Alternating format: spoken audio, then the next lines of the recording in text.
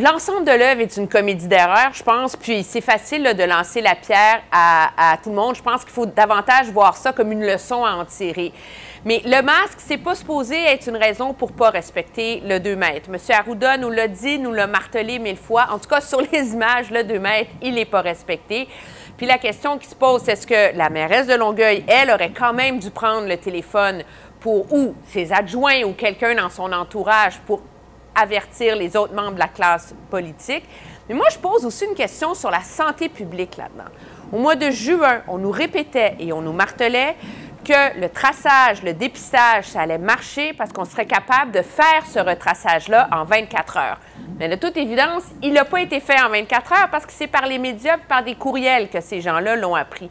Donc, c'est comme si tout le monde a quelque chose à se reprocher là-dedans avec les conséquences qu'on connaît maintenant. Donc, oui, elle doit répondre à des questions, faire une liste de personnes qu'elle considère avoir ou non fréquenté dans le contexte sanitaire qui est prévu.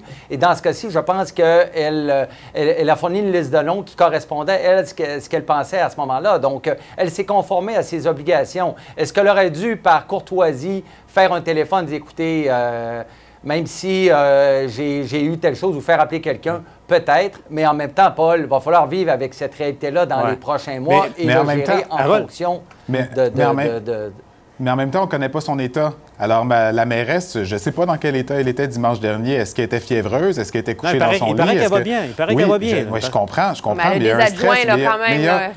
Non, mais je comprends ce que tu dis, Emmanuel, mais moi, j'ai eu des gens dans ma famille qui ont eu la COVID. Puis les gens dans ma famille qui ont eu la COVID, bien, leur premier réflexe n'a pas été tout de suite d'aller appeler toute la planète au complet. Là. Fait qu'il faut aussi voir ça également. Là. Mais est-ce qu'il doit y avoir, comme Emmanuel le disait, un système de traçage plus efficace? C'est ça la vraie question.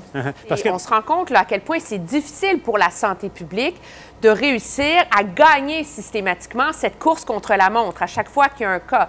À ce jour, si ma mémoire est bonne, la santé publique disait la semaine dernière qu'en ce moment, on réussit à faire le traçage complet dans seulement à peu près 60 ou la moitié des cas. Donc, il y a encore plein de cas là, qui se promènent dans la nature dont on ne fait pas le retraçage.